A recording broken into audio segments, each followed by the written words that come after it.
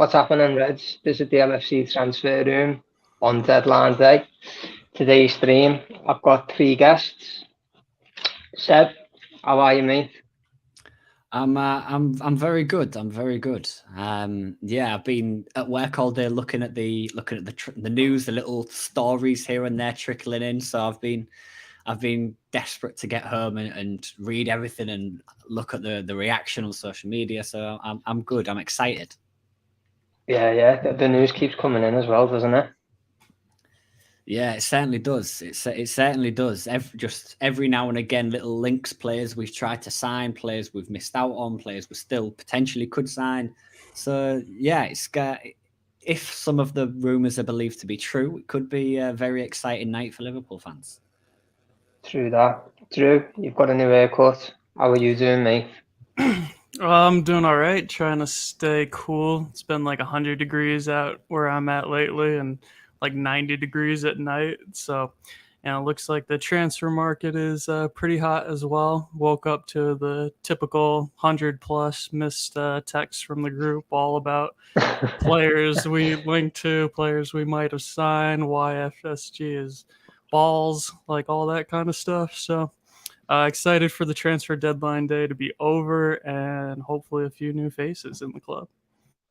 Yeah, it'd be nice to put it to bed, to be honest, once it's done on it, so we haven't got to cling on or hope for anything else. We'll just be in the clear. And George, how are you, mate?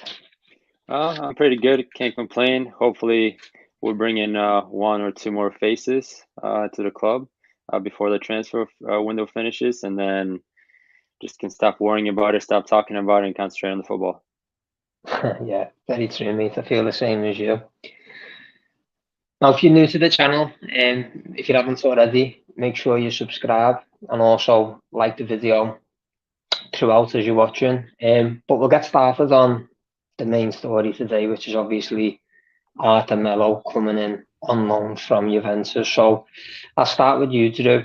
What do you make of the deal for Arthur on loan? Are you happy with it? Are you unhappy, or what are your thoughts on it? I'm happy. I think we needed a midfielder, and I think this is the kind of stage where we could have been forced into a panic buy. Like, I'm thinking back to Ben Davies, like especially when we bought him on high wages. I remember, James going on and on about how ridiculous his wages were.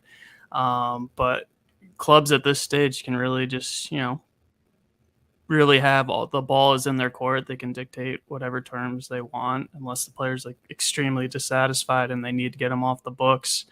The selling club has all the power. So I thought this was a very tricky situation, and the fact that we got someone in the club who has experience from Barcelona and Juventus, and maybe he's not exactly what we wanted, but I'm pretty happy with getting a midfielder in general into the club. And, it's almost like renting an apartment for a year. Let's see if it works. If we like it, we can move in, kind of thing. Whereas we don't really want to buy some dingpot place that may or may not be great and just be forced with it because our first options weren't available, because we did have other options. We did have prime quality targets, and it just didn't work out. So at the end of the day, we got someone in with quality, and I'm happy with that. And what about you, George? We've obviously been linked to probably 100 different midfielders this window. Arthur pretty much came out of nowhere. What are your thoughts on the deal? I think it's a really good deal. I know it seems they come out of nowhere, and there wasn't any talk about it. And he hasn't played much for Juventus at all. So, it's kind of one of those signings where you bring him in for a year. He has to prove himself in order to make the World Cup squad for Brazil. So that's a positive right there. And I just think we need a midfielder like that. When Thiago's out, when Naby Keita's out, we really don't have any midfielders that are somewhat creative. Obviously, Harvey Elliott's doing amazing so far. He was last year before the injury. Fabio, but those two guys are young. They can't play every single game. You can't put all the pressure on them. You need somebody to be able to step in at certain times and cover, especially with the injury crisis that we have going on right now. Thiago and Naby Keita are going to be out throughout the season anyway, regardless whether they come back in 1 or 2 weeks, you're expecting an injury from them. So just to have that cover, he's good on the ball. He's always going to demand the ball. He's good in possession, keeps possession, retains the ball in the attacking third.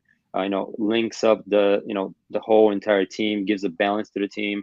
Strong on the ball. He's not very physical, where he's going to win a lot of aerial duels, or he's not going to chase as much.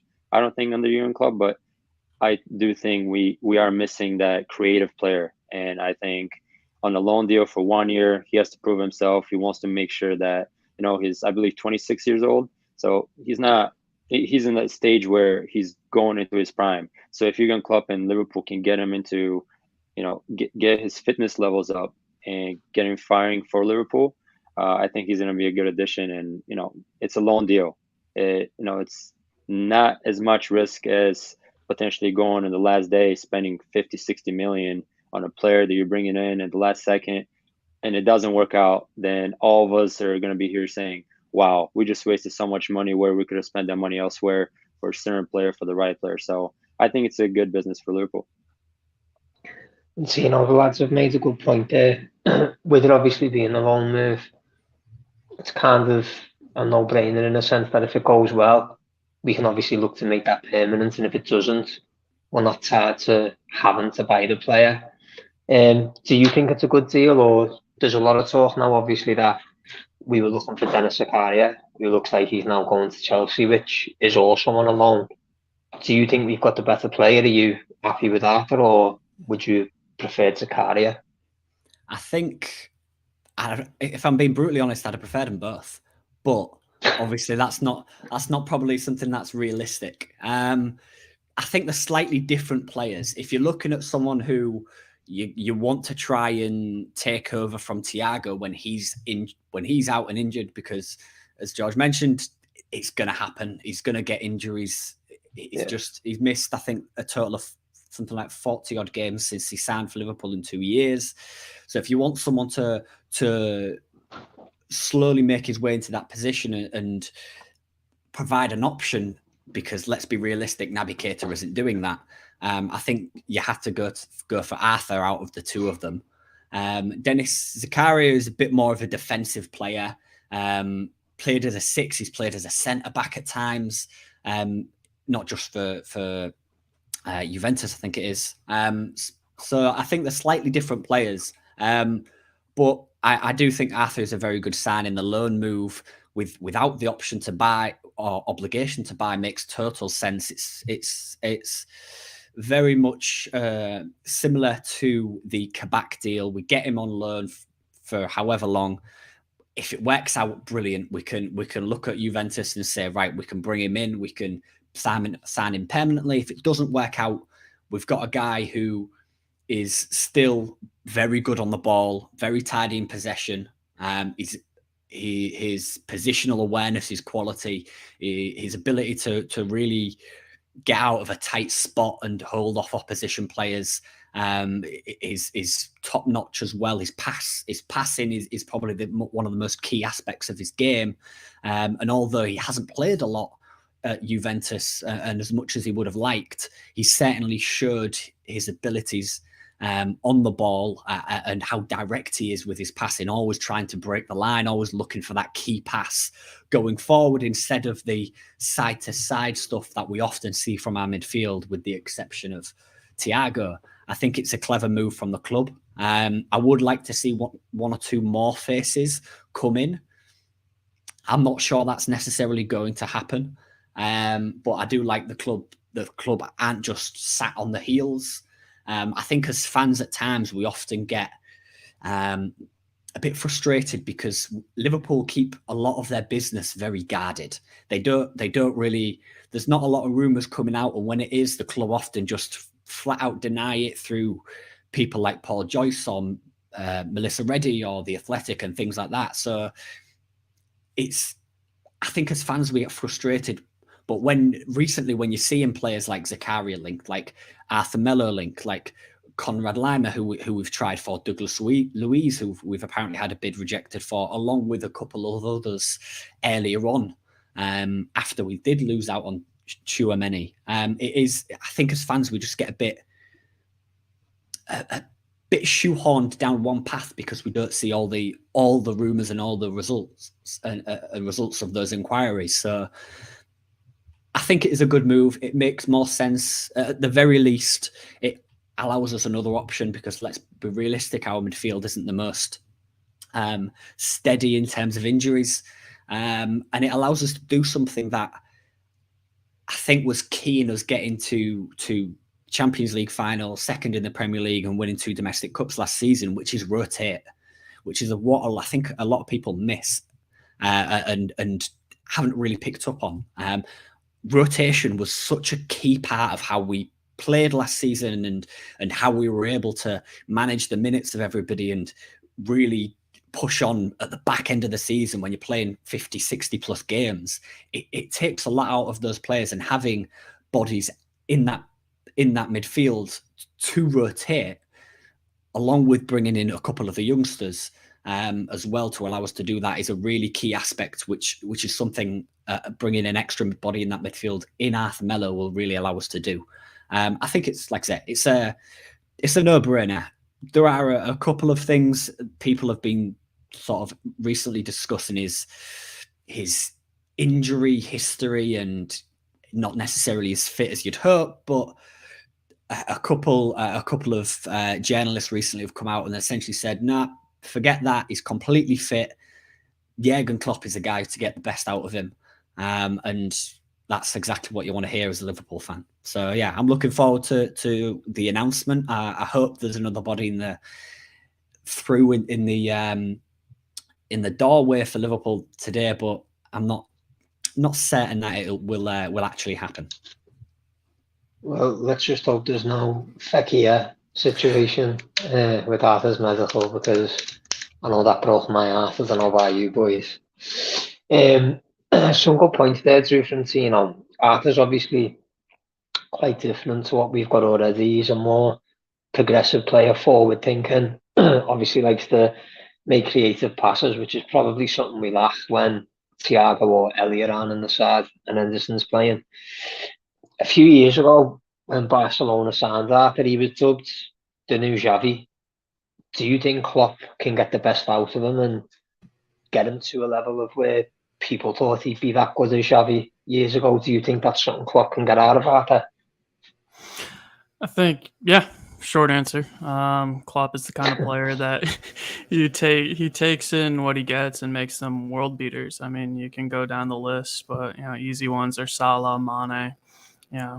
He brought up Trent through the rise, like Robertson, Fabinho, all these players that, Firmino, like literally the list goes on and on and on of all the successes at Liverpool under him, where he brought in a player with quality that had talent, that showed some bright sparks in what they were capable of, and he brought them to be world beaters, to be some of the best players in the world. So I think if Arthur's looking to reignite his career, Liverpool's a perfect place, especially with the midfield. As Tino said, we did a lot of rotation and we have a lot of injury problems.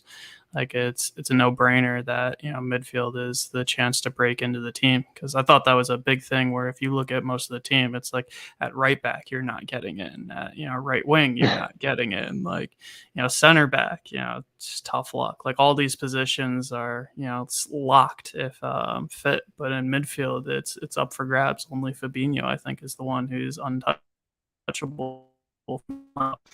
But I'm also excited for the youngsters, Carvalho and Elliott, because I think I'm on the sideline about whether we need one more in or not, because I think when fully fit, the question was we probably weren't going to buy anyone. And it kind of reminds me of the center back crisis, where Klopp really didn't want anybody. He wanted Konate, and we all know why he wanted him, and we all know how good he is. And it's one of those things where once everyone's fit, then it's great. The midfield's different because we know everyone gets injured, but at the same time, bringing in more players could stunt the growth of Elliott and Carvalho, or give them less time to shine on the pitch. I think if they play well, they keep their spots, kind of thing. But it's one of those ones where we already can see the groundwork of the team that Klopp's laying for the future. Arthur has a chance to throw his hat in the ring, and I hope he makes a good case for himself. Yeah, definitely. What about yourself, George? What type of Arthur is still only 26. He's not particularly old. What type of impact do you think he can have this season coming in on loan? Do you think he can have a big impact, or will he more just be a rotation player when others aren't fit? I think he has the potential to be a huge part for Liverpool this season. I just don't know. Again, it will all depend on how much fire he has behind him to prove himself, because he needs to look at this as a way of making a name for himself. Because after this, if it doesn't work out at Liverpool, you're looking at Barcelona. It didn't work out. Juventus didn't work out. Liverpool didn't work out. So you go down the list and you're kind of finding yourself, where am I going to go next? Where do I fit in next? Is anybody going to want me? So in a way, this is a huge year for him. And I think Jurgen Klopp is the perfect manager for him. A man manager, willing. I feel like Klopp is one of those managers and coaches that communicates, is straight up with you, tells you how it is, and can obviously motivate every single player that he has on the team. So if there is a place for Arthur to make a case for himself, to be back for the World Cup for Brazil, or to make a name for himself going forward, I think this is the perfect stage. He's going to have plenty of opportunities just because of what we talked about, plenty of injuries in the Liverpool midfield. And I think when everybody does come back from injury, he will be fighting for a starting spot. You have Thiago, Fabinho, and then you're looking at, like I mentioned before, I don't think Harvey Elliott is in my book, he's a starter every single game because of how good he is. But you don't want to burn him out. You don't want to just throw him there every single game. And we've seen it before with different players in the Premier League where they play nonstop for a year and then they kind of burn out and then slow down their progress. So you kind of want to time how much Harvey Elliott plays, how much Fabio Carvalho plays, just to bring them in slowly, ease them in. You don't want to just throw them out there in the biggest games and say, okay, win the game for us, when they're the ones that are supposed to be developing still. So like I said, I think he's a really good player when on the ball. And most games, I feel like we will have a lot of possession. Like we've seen against Newcastle, Fulham. Like when we do have that possession, we need to be able to break down the defense. And that's what we haven't been able to do so far. So I think he can make a really good case for himself. He needs to stay fit, needs to get as fit as Klopp needs him to be. And, on the ball, he's really good. There's no doubt about it. He's going to bring a lot to the midfield. It's just a matter of if he can stay fit and, play the Jurgen Klopp way. Both the boys have made some good points there, Tino. It's a big move for him as well, isn't it? Because obviously there's the World Cup coming up. And like George has just alluded to there, obviously it didn't work out too well at Barcelona or at Juventus. So this is where Arthur really needs to prove that he is still at the elite level at Liverpool. So could that work into our favour? The fact that Arthur's still got a lot to prove, with obviously it not working so well at the last two big clubs. Yeah, he certainly does have a lot to prove. Before I move on to my point though, just very quickly, I don't know why it's not letting me show it on the screen, but Jen, thank you for the £4.49 donation. I really appreciate it. Like I said, I don't know why it's not letting me actually click it and show it on the screen. I apologize. But thank you very much for the donation. We really appreciate it. All the support you've given recently, both in the channel and monetarily, we really appreciate it. It all goes back straight into the channel. So thank you very much. Back onto the question though. Slight transition. Before you do, actually, Tino, the comments aren't coming through to me. I'm not too sure why. So if there is any comments, just bring them up, Tino, and we can discuss them as well, because I haven't actually seen any of the comments there today. So if you see anything, obviously bring it up. But go on, sorry. No, we'll do. So it is a huge year for him. Trying to get in that World Cup squad, that Brazil squad, is a very talented squad, a very talented group of players. So trying to get into that squad for the World Cup, having not played a whole bunch, is going to be a lot of pressure for him. Coming into Liverpool on a loan deal, along with trying to get in that World Cup squad, if he wants to earn himself a place in the squad or a starting place in that team for Brazil, and if he wants to earn himself a move permanently to Liverpool, he's going to have to work his bollocks off, isn't he? Like, we, as a club, as a midfield, that midfield works so hard. When we're on form, that midfield is dogged. It does the work. The work rate for me is unbelievable, and it's going to take him a lot of time, I think, for him to really progress and really show his worth. But it's perfect. It's a perfect opportunity for him, and it's perfect for Liverpool, because you've got a guy who really needs to prove himself. He's going to do everything he possibly can do to try and prove himself to Liverpool, to Jurgen, to the Brazil team manager. And in theory, that'll just help him and the performances on the pitch, especially when you've got the injury issues that we've had. He's certainly going to get the opportunity to do so. Jurgen doesn't seem to trust Naby Keita. Even when he is fit, he doesn't play him. So he comes in, has a good run of games, appearances here and there. He could really, really start pushing into that first team. And the way some of the players have been playing, Thiago's phenomenal. Harvey Elliott has been superb this season. So it's certainly going to be a tough thing to try and get into, a tough midfield to break into. But once he's in, I have no doubts that he'll be up there, and he'll be one of our starting midfielders going forward for the remainder of the season. But the rotation is a key aspect that he provides, really, isn't it? It's we've talked about it briefly already. It's such an important aspect to the way we play, to the way we are successful, because of that rotation, because of the quality we've got in depth. When everybody is fit, it really, really sets us above 70-80% of the rest of the Premier League. The only other couple of teams I think about quality and depth, Manchester City, without a shadow of a doubt, barring them, maybe at a push, Arsenal, just because of how well they've recruited this season. But other than that, there's nobody who has our quality and depth, which bringing him in will just add to that. He's obviously not 100% match fit at the minute. Would you play him Saturday? And if you would play him, what type of role would you give him? Would it be from the bench? Would you start him? Oh, that is a very tough. That's a tough question. I really don't know, because it's such a huge game. It's like we had a discussion earlier on in the week about, would you start Darwin Núñez in the derby, having come back from his 3-match ban? It's a huge game. It's a huge game for him to start, and I think it'd be very harsh on Harvey Elliott if you drop him, because of how well he's played. It might be a bit early because, again, he doesn't know how we play. He might not. He'll only train maybe a couple of times. He might not necessarily be 100% match fit to the Liverpool standards, because our standards are ridiculously high.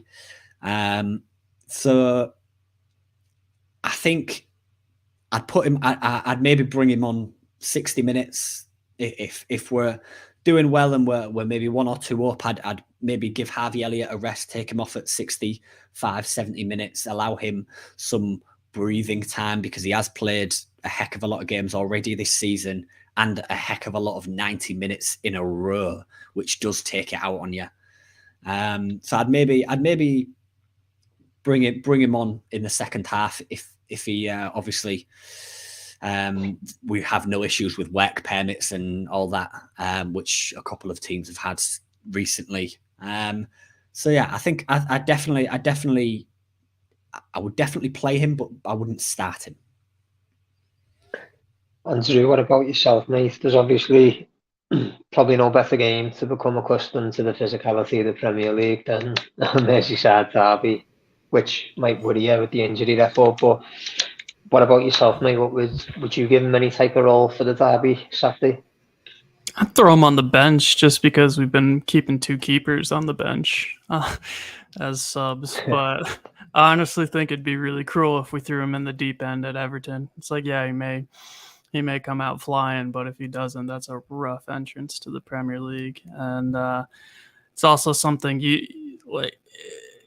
it's a position where, unlike Nunez, where you can throw him in at the end of the game and be like, yo, go score us a goal. It's like midfield's crucial to our game, and you can't, like, not knowing where he should be in the press, not knowing, how to get back, not being up to our levels. Like, that's not a position you kind of just want to throw a fresh face in, like expecting to win the game or hoping he can make a difference kind of thing. I think he gets a cameo at the end if we're 2-0 up and cruising, or 3-0 up and cruising, but otherwise he'll get to enjoy, seeing the game from the bench. What about you, George? Would you give Arthur any type of role for Saturday too soon, or get embedded straight in for that physical bloodbath derby? I would definitely have him, in the squad, but definitely coming off the bench. I think it wouldn't be right just to throw him in the deep end and let him go ahead, have fun, try and keep up with the pace of the Premier League, and in a derby, just a bit too much, I think, for a guy who hasn't. I don't think he's actually played any minutes for Juventus at all this season. So just to throw him in there and expect him to perform, and it just, you already start off with debating, oh, he's a flop. You know how the fan base will get as soon as he makes a mistake and he's not up to par, he's not tracking back, he's not used to the movement or something like that. I don't think it would be the best way to go about it. And another thing is, Jurgen Klopp rarely brings in a player and lets him play right away. It's always ease them in, let them learn the system, let them get up to speed, and then little by little start playing them. I mean, we saw it, especially in the midfield, we saw it with Fabinho. It took him a few months to get into the team, to start playing games, and then since then he's been one of the best midfielders in the world. So it's a bit different now, just because we do have the injury crisis, and then Henderson is out, so that puts you in a weird situation where, do you bring Milner in? Is Fabio coming in? It's I guess he has a better chance of playing in this game and starting compared to if some other players are fit. But still, even at this moment, I would rather him on the bench. Same thing with Darwin. I would have them both on the bench, coming off and giving us that spark to potentially make a difference. Going, depending how the game is going and what the score is. But definitely on the bench, but definitely coming on, and hopefully, having a good game and making a difference.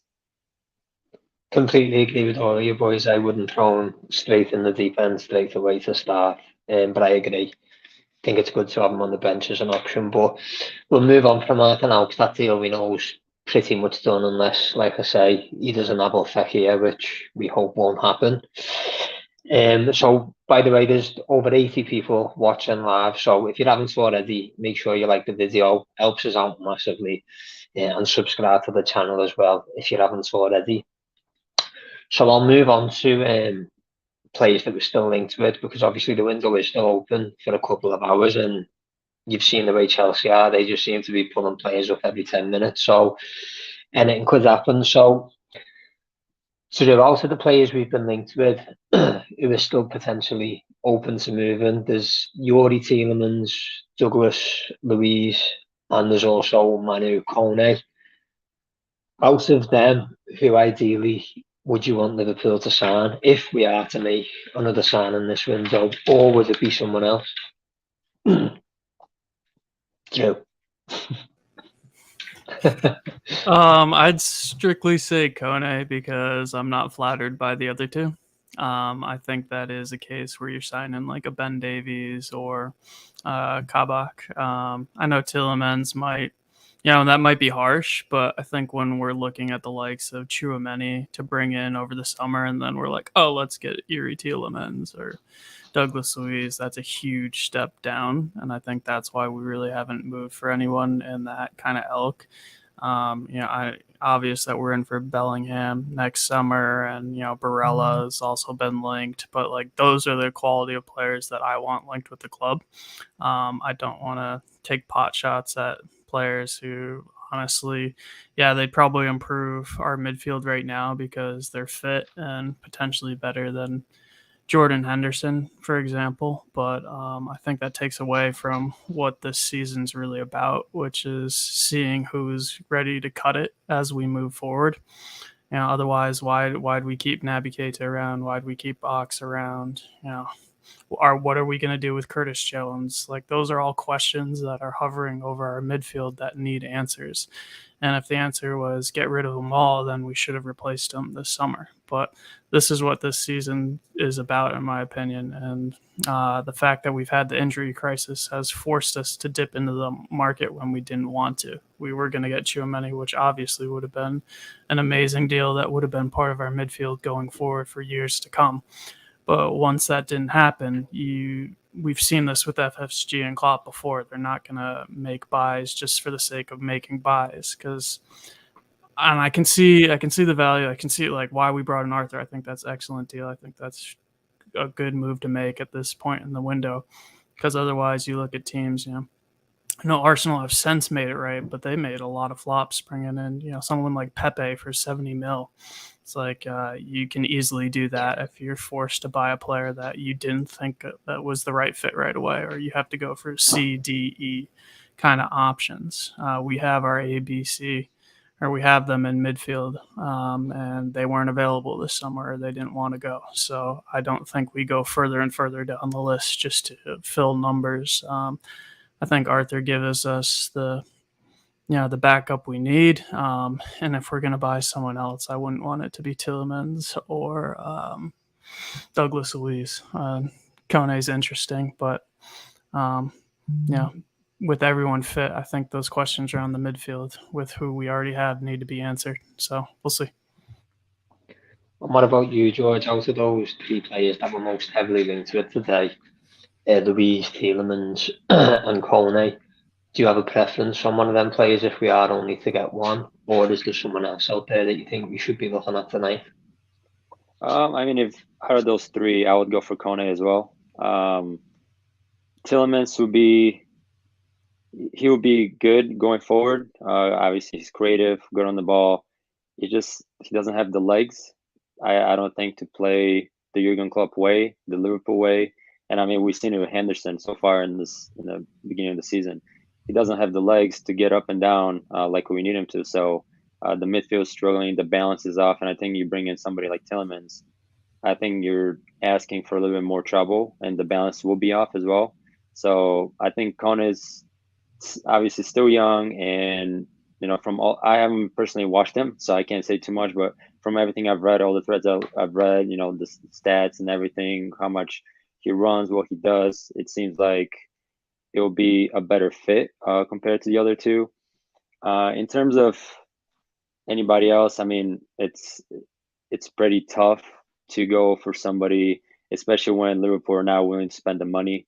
I don't see Liverpool making 50, 60, 70 million or above by right now. It's going to be anything like 20, 30 million, and that'll be it, if that.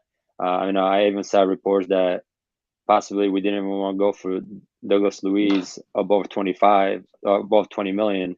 So, it's kind of tough at the moment, but I think if we are going to go for someone, it's going to be somebody like Kone, or at least in my preference, I would choose Kone over the other two.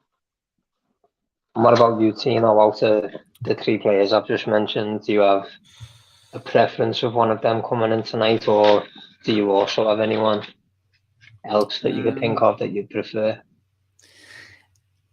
Oh, that's tough. I think the one I definitely wouldn't want is Douglas Luiz, albeit he's a decent player. Stats wise, he doesn't really impress me too much. But again, he's playing for a lower league a lower Premier League team in Aston Villa.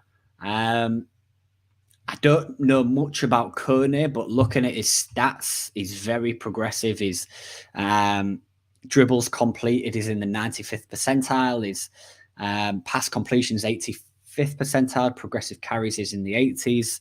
But also he can do that defensive work rate side of it as well, with his tackles and interceptions being very high in the high 80s and 90s percentiles. So for me, I would lean towards Yuri Tielemans over either of those two, just probably because I've seen him play more than the others, which I guess is an inherently biased opinion.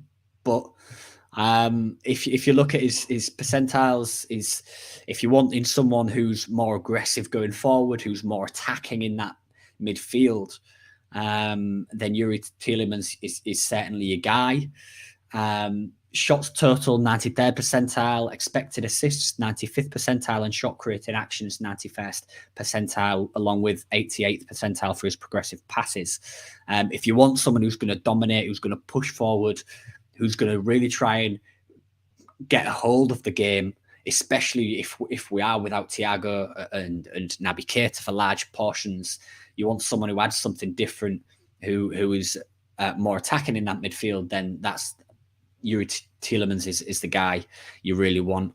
I don't see anybody else who's realistic who comes in. I don't know if I don't know if the chat have got any suggestions at all, but I don't see anybody else who's really realistic signings, because for this summer, at least, next summer you'd be looking at some of the big names that we've already mentioned, Bellingham, Barella, and a few others, but I don't see anybody else coming in this last minute this summer.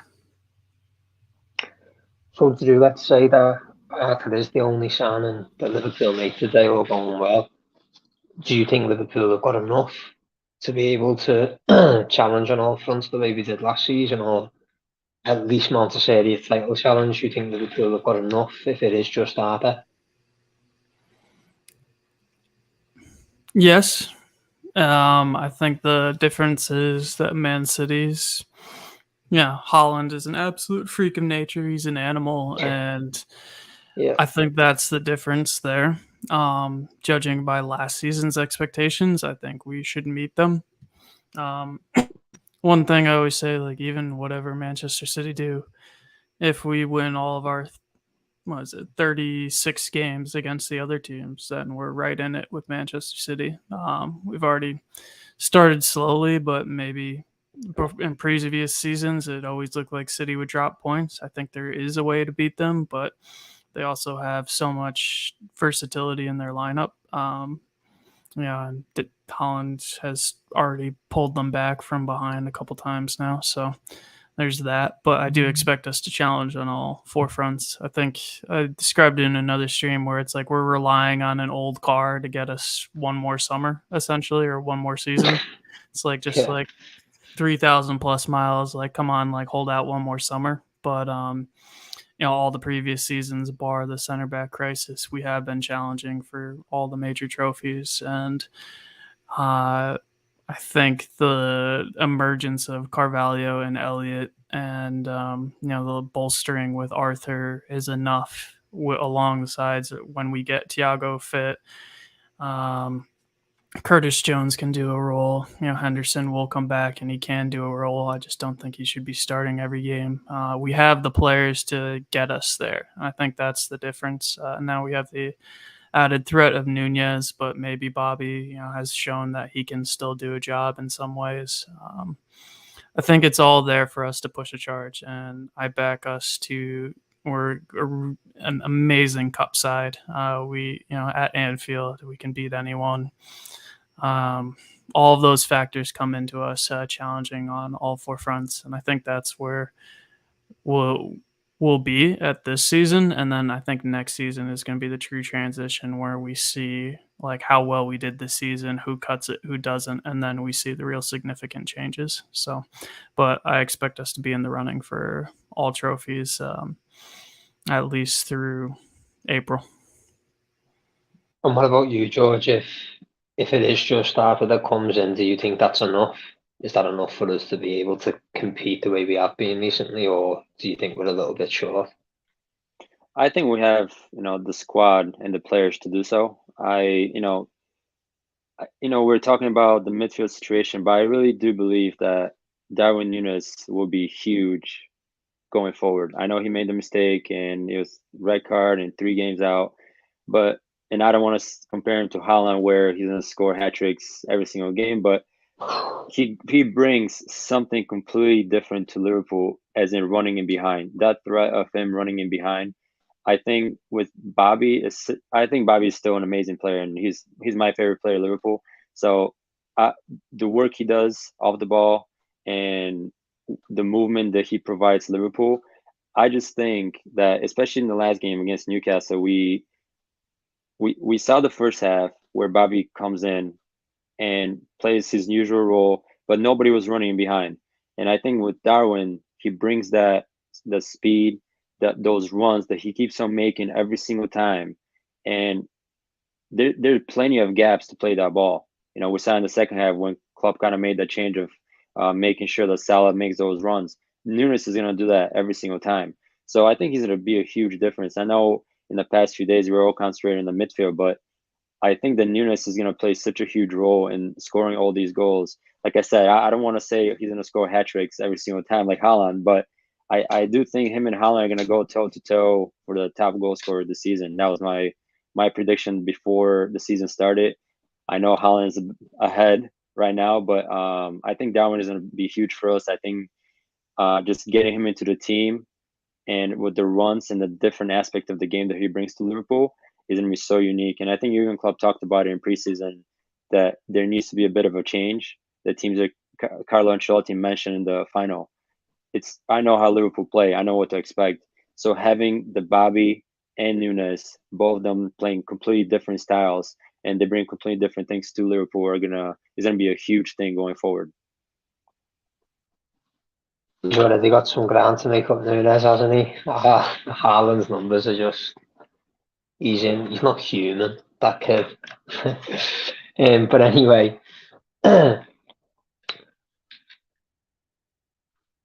So, in this then, what would you give our overall window a rating? If you were to give it a rating, if we don't sign anyone else overall, would you be happy with the window so far? Oh, that is an interesting question. If I'm trying to be level-headed about it and taking my Liverpool bias off, I'm thinking decent window, lost Sadio Mane, which isn't great, but essentially replaced him already with Luis Diaz previously, and brought in Darwin Nunes, which really provides us a completely different option up front that we haven't really had under Jurgen Klopp to that level and that quality. I'm looking at Neco Williams going out and already bringing a replacement for him who potentially could have a higher ceiling, albeit he has got injured. I'm still not confident if the window ends here and we get Arthur and we don't sign anybody else. I'm still not confident we've got enough bodies in midfield, given how injury prone our midfield is, with Thiago, with even Fabinho picks up odd little muscle injuries here and there. So I'm not 100% confident right now that we're in a good spot. I do think we need another body. And that's me trying to be level-headed. That's me trying to take my Liverpool bias off and think, right, let me look at this from an outside perspective. If I was an opposition fan, I'd be looking at this and thinking, brilliant. This is really my chance. Arsenal, Chelsea, Spurs, this is really our chance to close the gap to Liverpool and Manchester City because our midfield is very, very poor and certainly does need refreshing. It makes me think that FSG and Jurgen have essentially sat down, and Mike Gordon and whoever else has essentially sat down and gone, right, this is a season where you can try different things, where you can change the way you play, where you can transition as best you can, and then we'll have a proper shake up at the end of the season, depending on the results of this season and depending on how it goes. And this is the season where he goes, right, Harvey Elliott, Carvalho, Curtis Jones, this is your time to shine. Ox, Naby Keita, you really need to step up, because if you don't, you ain't carrying on, you ain't getting a new contract, and you'll be sold next summer. That's from my perspective, that's maybe what I look at as the reasoning behind not bringing in another midfielder. That being said, I'm still confident. I'm still very confident we'll be up there come the end of the season. Partly because of Jurgen, but also partly because every other team in the Premier League, barring Manchester City, are crap in comparison. So I think it's going to be a decent season. I think at the base minimum, we should be expecting a good cup run and challenging for the Premier League at the very, very least. So if I had to score it out of 10, I'd maybe give it a 7.5. If we're getting another midfielder on top of Arthur, it goes straight up to a 9.5. Drew, what about you, mate? If Arthur is the last piece of the puzzle, overall, are you happy with the Windsor or unhappy? What would you give it? Yeah, I'll do like the A, B, C, D grading in Britain. Y'all know what that is? What about standouts? Wait, do you do that? Like you get an A, a B, a C? You know what You I'm do talking like about? A's your best, B's like, yeah, sounds, and C's still a pass. That's about it. I'd say right now we get a C plus. It's like Yeah, no, I get what you mean then. Yeah, C plus, I'm on it's it. I'm on it. That's like a 7.5, maybe 7. I feel like that's painting it a little too like favorable when you look at player ratings, but like C plus is the kind of where you look at it, you're kind of like, but at the end of the day, if you get a job, like no one really cares what grades you got at school once you start working. So I feel like Yeah, it's one of those where we win 2 cups, a cup or two, we're gonna be like, hey, we got 2 cups kind of thing. Where it's not the summer window that we wanted when we're thinking we could potentially get Chouameni, but we got in Nunez, which was I think a big gamble, but one I'm excited to see how it plays off. You can't say that FSG, as much as we want players coming in, big names, you can't say they haven't dipped into the market. Yeah, they're efficient businessmen and maybe they concerned with bottom line a little too much, but over the years they brought us from Roy Hodgson to Champions League and Premier League. It's like, yeah, we still want to keep going, we want to keep firing, but we got to keep that in mind. And then you look at when we do wait, we get the likes of Virgil van Dijk, we get Konate, we get the players that we want to get. So if it's at the end of the season, I'm expecting, like Tino said, a league run and a good cup run. I always say, for me, a trophy is a minimum. I don't care what it is. You need at least one for me to be like, okay, that's okay season. 2 would be ideal. That's kind of the bar I set for us each season. If we can get there, I'll be happy. And if not, and we end up signing Bellingham next summer, like everyone's going to forget. It's kind of like when we signed in Fabinho after losing Champions League. We're already moving on. So I think at this stage, it's, C plus. We did okay. Nobody should be, pulling their hair out or throwing tantrums. It's sometimes it doesn't work out the way you want to, and you've got to make the best decisions you can in that moment. I think we've just about done that at this point, and we'll see if the season reflects that. yeah. So optimistic then from you, Drew.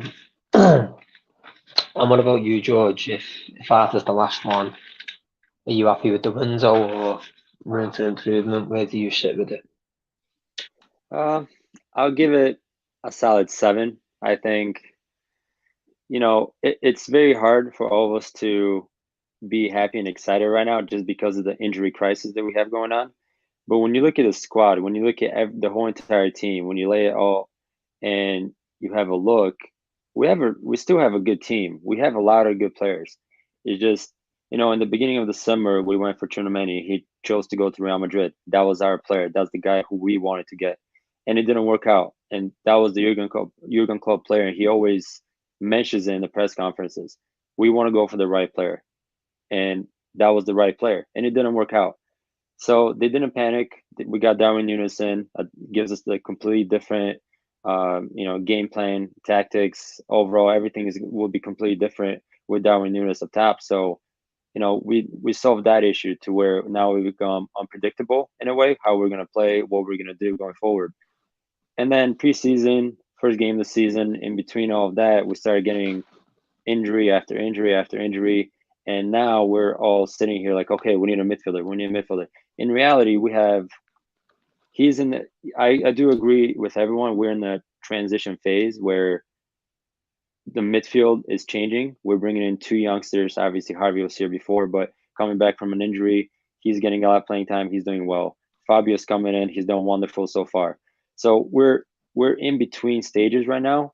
And if Liverpool were to go out and sign somebody that's not the right player for Jurgen Klopp, and it doesn't work out, then next summer we won't be able to get the actual players we want. So if you had to pick, at least for me, I would say, okay, we have Arthur on loan, a quality player on the ball, gives us squad depth, potentially could be really good for us this season, get us over the hump with injuries and give us backup, and also develop the young players.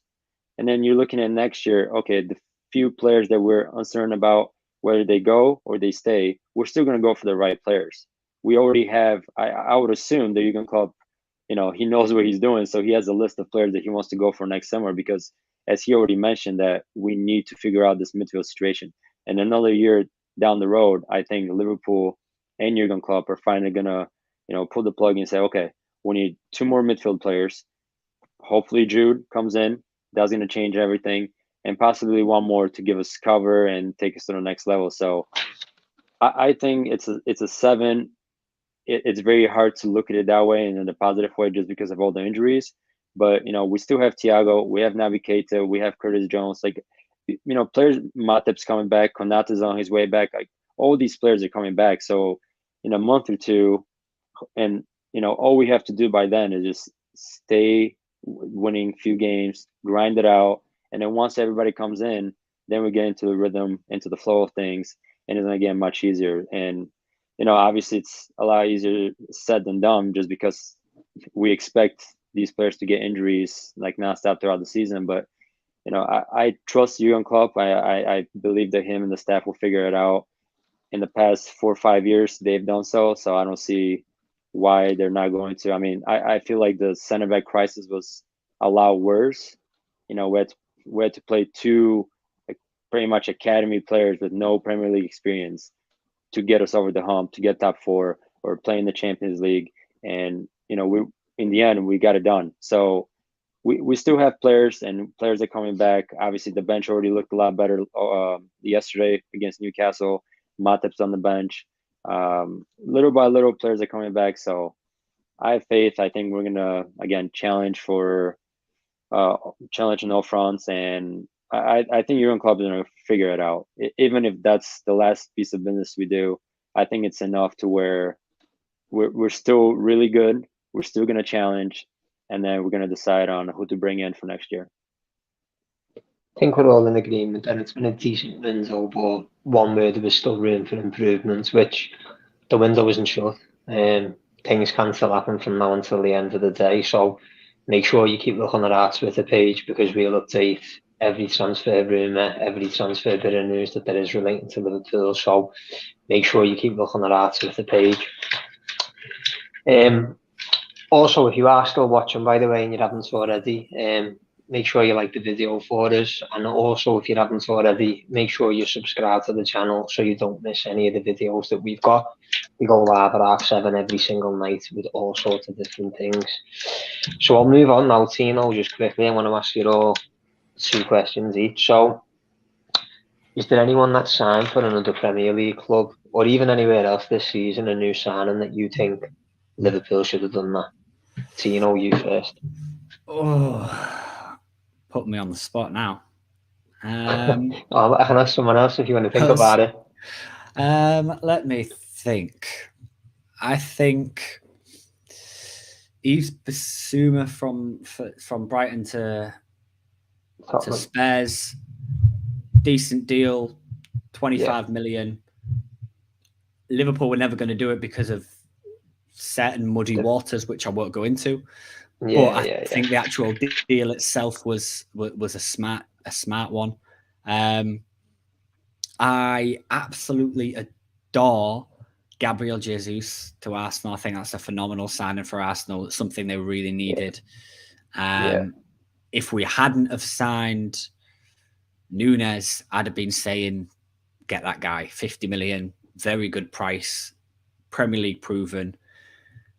decent amount of goals and assists, double figures for goals last season for Manchester City in all competitions. A very, very talented player. Other than that, there's nobody really that sticks out off the top of my head that I can think of that I'd sit there and go, I'd want him at Liverpool without a shadow of a doubt. I'd want at Liverpool. There's nobody really that I think that sticks out. Maybe Frank Kessié from the Barca signing, free transfer from AC Milan. Phenomenal player, an absolute machine. Very, very, very talented. Works very, very hard. You can't go really wrong with a free transfer. So maybe Frank Kessié from Milan to Barcelona was probably the standout. He'd have been a very good signing, especially considering he's free, box to box. He would have been boss, mate. I agree with you. Drew, what about yourself, mate? Have you seen any other signing across Europe and thought to yourself, Liverpool should have done that? Yeah, but first I'll just echo what you said earlier about the comments. I'm not seeing any of them either. So I can't see any of the comments. Apologies if you have left comments and they've not been addressed. I don't know why, but I can't see them, so I do apologise. But you can always leave your comments on our Twitter feeds as well, so make sure you do that if you've got something that you want to bring up. So apologies. But Drew, go on, sorry, mate.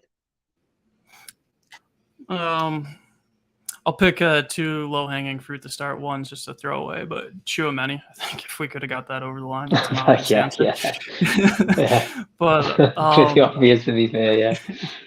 I thought I'd get that one out of the way, but the real answers are: first one is Haaland. Like you just know he's like a freak of nature. Like I didn't care how much he costs. I didn't care what you pay in wages, like kind of thing. It's one of those ones where if you get him, you're gonna be the team to beat for the next decade or forever, how long he stays in the team. I thought he was that kind of player. I think that he and Mbappe were like the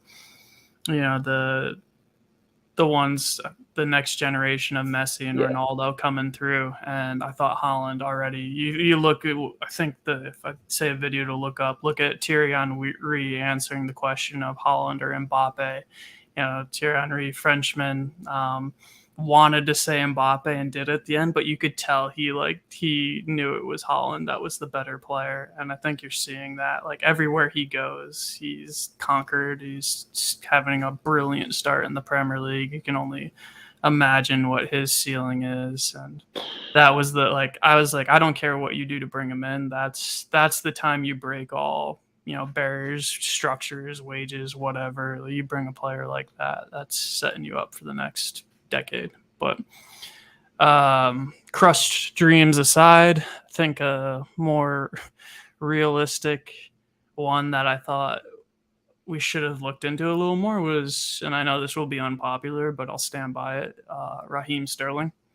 I thought that I know the way he left. All of that. No, I'm not having it. No, not a chance. I'm not having it. Not one bit. This is like your girlfriend leaving you in high school, when like a freaking teenager dumping you, and you getting all upset 10 years later or whatever it is. It's like he was a child when he left us. He had bad representation. He went on, apologized numerous times. He fired his agent. Like, what more do you want for, him? He always speaks glowingly of the club. They gave him his chance, yada, yada, yada. And just like Jesus thrived in Pep's team. I think the season he got close to 20 goals or what it was in the Prem. Like he kills it. Easy. We know what he can bring firsthand. He's only matured and developed since then. I think he still can be goal shy at times, but the fact that Chelsea got him for what, 40, 50 mil? 45, I think, yeah. You can add that into the team, knowing what he brings to our team, especially. That's a no-brainer for me. So I was pretty disappointed we didn't look into that a little more, as unpopular as it may be with some of the fans who are still reminiscing about their high school breakup. Tino? It's a very good point, to be fair to, because he is a proven goal scorer. He guarantees you goals in the Premier League, and for 45 million, a proven Premier League goal scorer, you've got to say pretty good business. But I think that's why we love having football streams with different opinions. Tino's no. And Stu's, yeah, I could do it. But you've made another boss point about Haaland, mate, about no matter how much it costs, because you probably get that back on success that he brings anyway.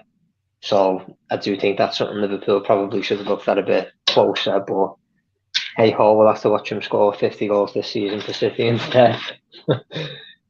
George, what about you, mate? Is there any transfers across Europe that you think Liverpool should have been all over that?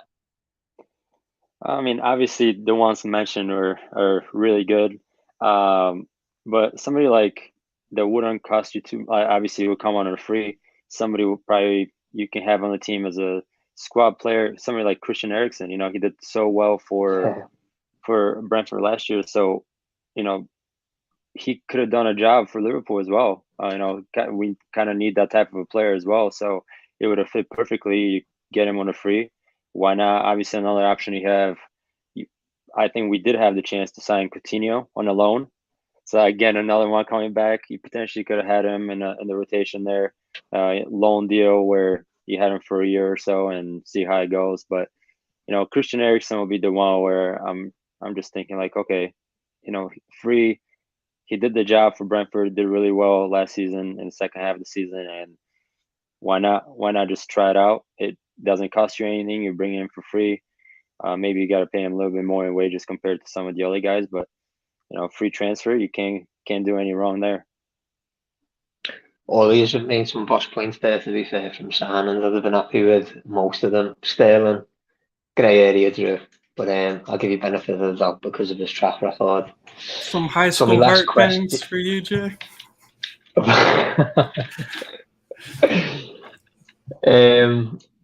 So what did you say in that last bit? Then it broke off. What did you say? I said you got some high school heart pangs that still loom over you. Remind you of Sterling? No. Well, they have. I haven't. Now, the last question I'll ask you is before we close down. Is Tino to Liverpool sign anyone else other than Arthur tonight?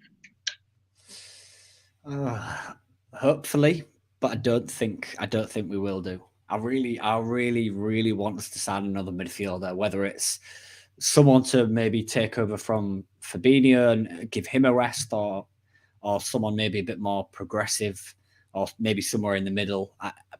Hopefully, I think we need to. Especially given injury issues, which has been talked about a heck of a lot recently. But I honestly, I think that's us done. If I'm being brutally honest, I think that's us done. Arthur's in the door, and then that'll be it. And what about you, Drew? There's only a couple of hours left, but do you think that's it now for Liverpool, or do you think they've got one little more trick up the sleeve? I think that's it. I think finding a deputy for Fabinho might be something worth pursuing at this stage, but otherwise, unless you're not planning to use Keita or some of our midfield options, like you're not going to trust Curtis or Keita to do a job long term for this season, then go into the market and try to get someone else in. But otherwise, I don't think we will, and I don't think we need to.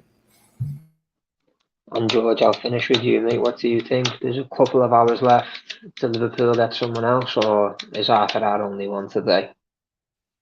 I think that's the only one, sadly. I think that's it. Obviously we all wish we could have got the right player, a bigger profile, maybe somebody that, everybody would like better. But I think that would be it. And I think he's going to do well for Liverpool. I think he's going to be a good signing in the end. I think it's going to work out. It fits perfect for both parties. So I think that'll be it. I don't think anybody else. I think Arthur's the last one. I agree as well, but I think he's a bit more of an exciting signing than some people may think if he can stay fit. He is still only 26, and teams like Barcelona don't spend lots of money on players that are rubbish generally, so we might have got a hidden little gem there, hopefully. If you haven't already liked the video, please make sure you do, and make sure you subscribe to the channel so you don't miss any of the content. We stream every single day at 7:30. Also, obviously, tonight, the window doesn't shut until 11 o'clock, so make sure you check on our Twitter page out, because if anything should happen later on, we'll definitely have the news for you, so make sure you tuned in. Thanks to all for watching, and we'll see you again tomorrow at 7:30.